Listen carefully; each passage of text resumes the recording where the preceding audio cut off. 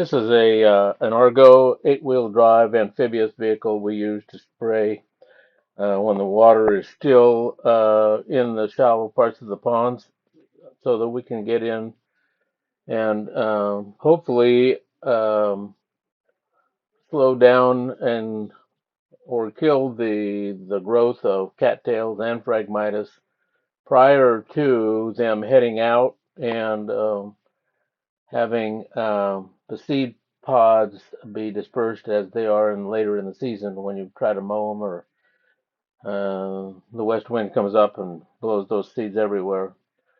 So you can see that we're out in the pond there, and it's in the middle of one of the leach cycles, so it's drained down pretty good.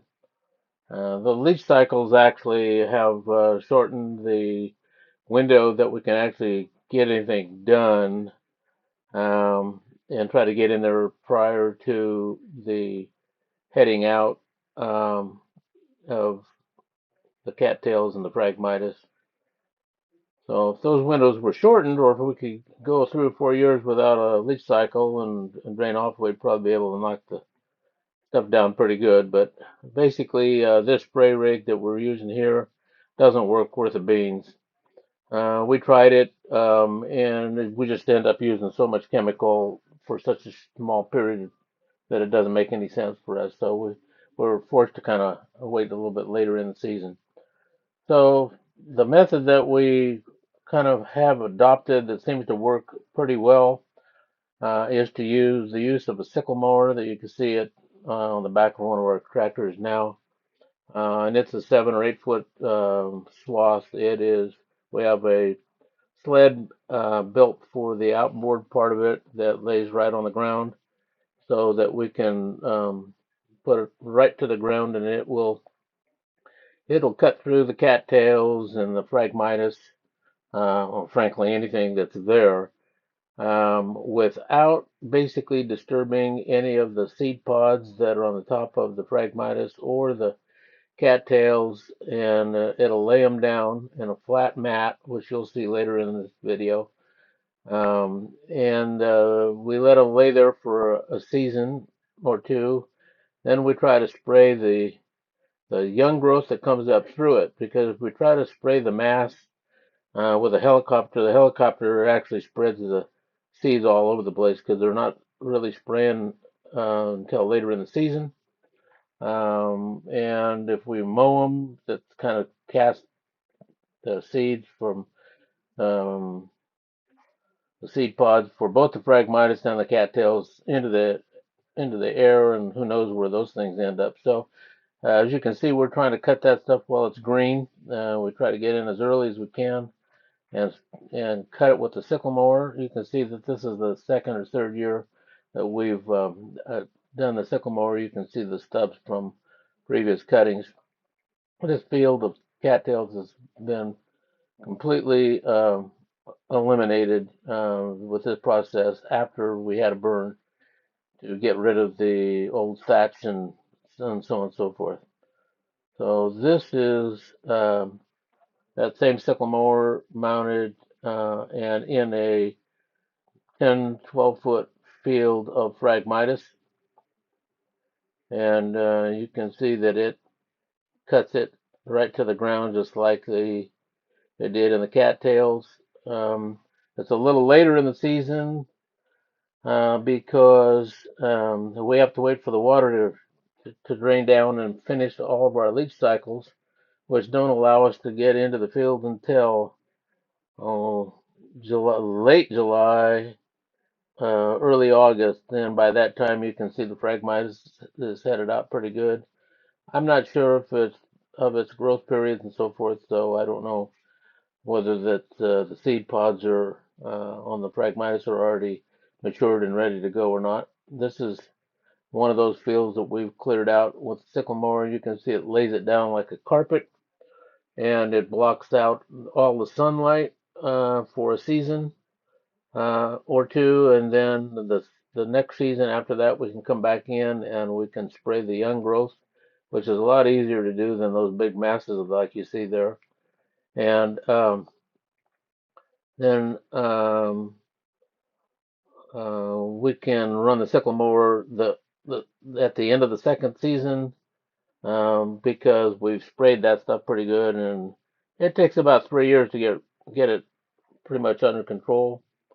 Um, I don't know. The roots, I think, go 7 or 8 feet deep on this stuff. So disking and all the rest of that procedures just seems to be counterproductive. So anyway, the sickle mower and the laying the stuff down and creates a carpet, and then it ends up looking like that. And it's at least it's manageable at that point. We got a couple of friends over there watching us clear the Phragmites out. By the way, the elk really love to get in the Phragmites, so they're not really happy with us getting rid of their habitat. But something's got to go, I guess.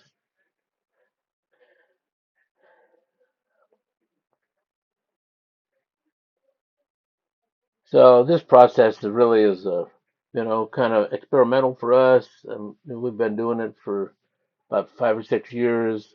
Um, and the cattails, which are more of a detriment to our particular property than the Phragmites, because they're really blocking out the ponds where the ducks like the habitat.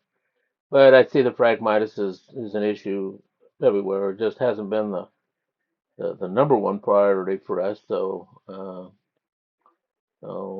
maybe we need to concentrate on a little bit more. I understand it's quite a problem in the area. So anyway, I'm not sure why this is so long. I think we're going to eliminate a good portion of conversation here as you kind of can scroll through, and we can finish this video. I thought we deleted part of it, but apparently not. So we're going back there and just kind of roaming through and picking up pieces that we might have missed. And it's important to note that when you're running the sickle mower and you're doing this stuff, that you go the same direction and against the wind, so that it cuts and lays back evenly. So a lot of times we'll have to go to the end of a pond and then turn around, and go back. All right.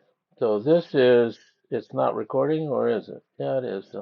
So this is a spring burn, um, and we've already burned or started it, and this is our control guys they got a fire break, that is controlled up on the levee by them, and then the ponds still have water in them. The pond ditches still have water in them. You can see that we can take a boat to get out and run up and down the areas, so the fires are contained in a spring burn.